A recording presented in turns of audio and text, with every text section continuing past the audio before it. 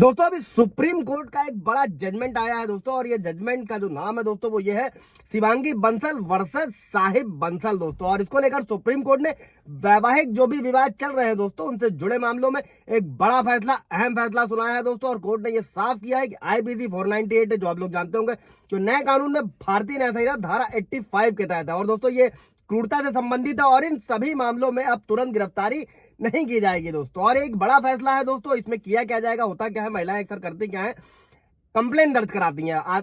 FIR नहीं होती है दोस्तों, FIR और कंप्लेन दोनों में फर्क होता है दोस्तों। इस पर पूरा ब्रीफ वीडियो आप चाहे तो जाकर देख सकते हैं। अभी होगा क्या कि जो भी कंप्लेंट पत्नियां दर्ज कराएंगे और दर्ज होने के बाद 2 महीने तक ना ही कोई गिरफ्तारी होगी, ना ही कोई अन्य कार्यवाही पुलिस द्वारा करी जाएगी दोस्तों। और ये आदेश इससे पहले इलाहाबाद हाईकोर्ट ने कई सारी गाइडलाइंस इसको जारी किया था दोस्तों, जिससे सुप्रीम कोर्ट ने लागू रखने का आदेश दिया दोस्तों। और ये फैसला क्यों आया है दोस्तों, ये भी बड़ा ही चर्चित विषय है दोस्तों। अभी जल्दी का ही मैटर है दोस्तों, जिसमें सुप्रीम कोर्ट सुनवाई कर रहा था। उसी सुनवाई के दौरान ये आदेश जारी किया। और ये मामला जो था एक IPS अधिकारी की पत्नी से जुड़ा हुआ था, जिसमें उन्होंने किया क्या था कि अपने पति और ससुर पर जो है क्रुएल्टी यानी कि 498A के झूठे आरोप लगाए थे। और जांच में सभी आरोप गलत पाए गए थे। और इसी मामले में पति को क्या हुआ था, 109 दिन की जेल और ससुर को 103 दिन जेल में बिताने पड़े थे। और जो मेंटल टॉर्चर से जो पति और ससुराल वाले गुजरते हैं दोस्तों, उसकी तो बात कोई करने वाला ही नहीं। यहाँ पर तो ये है, बड़ा मुद्दा था तो सुनने में आया, संज्ञान में आया हाई कोर्ट के और उसके बाद में सुप्रीम कोर्ट के। और कोर्ट ने कहा कि उनके साथ जो ये यातना हुई है उसकी भरपाई संभव नहीं है। और कोर्ट ने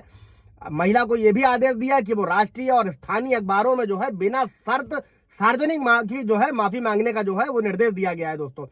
जय हिंद, नमस्कार, मैं एडवोकेट आशीष मिश्रा। लाइक कर दीजिएगा, शेयर कर दीजिएगा, सब्सक्राइब कर दीजिएगा। और वो सारी क्या गाइडलाइंस है इस वीडियो में आगे हम लोग समझते हैं दोस्तों। इस जजमेंट में जो है सुप्रीम कोर्ट ने इलाहाबाद की जो गाइडलाइंस है उनको प्रभावी बताया है और जरूरी बताया है दोस्तों। और सुप्रीम कोर्ट ने यह साफ किया है कि इलाहाबाद हाईकोर्ट द्वारा दोस्तों जून 2022 में जो गाइडलाइंस तैयार की गई थी वो अब पूरे देश में प्रभावी तरीके से लागू होंगी दोस्तों। और इन जो भी दिशा निर्देश है दोस्तों उसमें क्या होगा कि प्राथमिकी दर्ज होने के बाद में जो कूलिंग ऑफ पीरियड होगा जिसे रखा गया है दोस्तों, जिसमें कोई गिरफ्तारी या पुलिस कार्रवाई नहीं होगी दोस्तों। और गाइडलाइंस में क्या क्या होगा अभी हम लोग समझ लेते हैं उसको।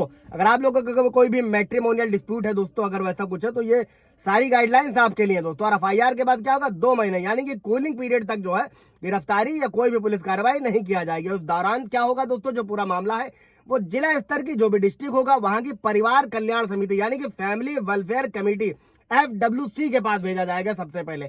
और सिर्फ उन्हीं मामलों में दोस्तों परिवार कल्याण समिति दखल देगी जहां मामला 498 है या फिर हल्के अपराधों तक सीमित है। अगर कहीं कोई गंभीर अपराध की धाराएं लगाई गई हैं 307 या फिर जिसमें 10 साल से अधिक की सजा का प्रावधान है, वहां पर ये नियम लागू नहीं होंगे दोस्तों।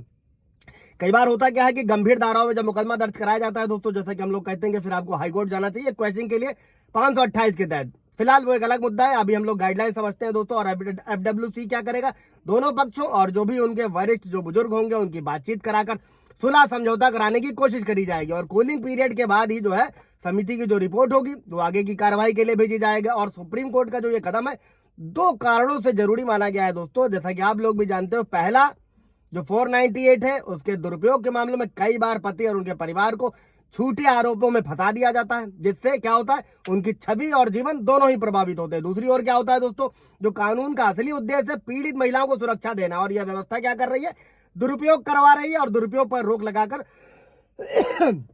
जो असली पीड़ित है दोस्तों उनको भी राहत दिलाने में मदद मिलेगी। और BNS 85 IPC 498 दहेज उत्पीड़न है, पत्नी के खिलाफ क्रूरता है, इन्हीं सभी मामलों को संबोधित करती है दोस्तों। और सुप्रीम कोर्ट का जो ये बड़ा फैसला आया है दोस्तों, इस कानून के दुरुपयोग को रोकने की दिशा में एक महत्वपूर्ण कदम माना जा रहा है। लेकिन अभी इसके साथ कई सारे सवाल उठ के आएंगे कि कहीं ये 2 महीना मेंटल टॉर्चर का केंद्र ना बने पतियों के लिए, क्योंकि जो भी कार्रवाई होने वाली है, जो मीडिएशन की कार्रवाई होगी, इससे पहले भी मीडिएशन के किस्से लोगों ने सुने हैं दोस्तों। फिलहाल उस पर कैसे आपको जो है अपना काम अच्छे से हैंडल करना है वो मैं आप लोगों को नेक्स्ट वीडियो में ब्रीफ करूंगा दोस्तों। कोई सवाल जवाब होगा तो पूछेगा। Thank you.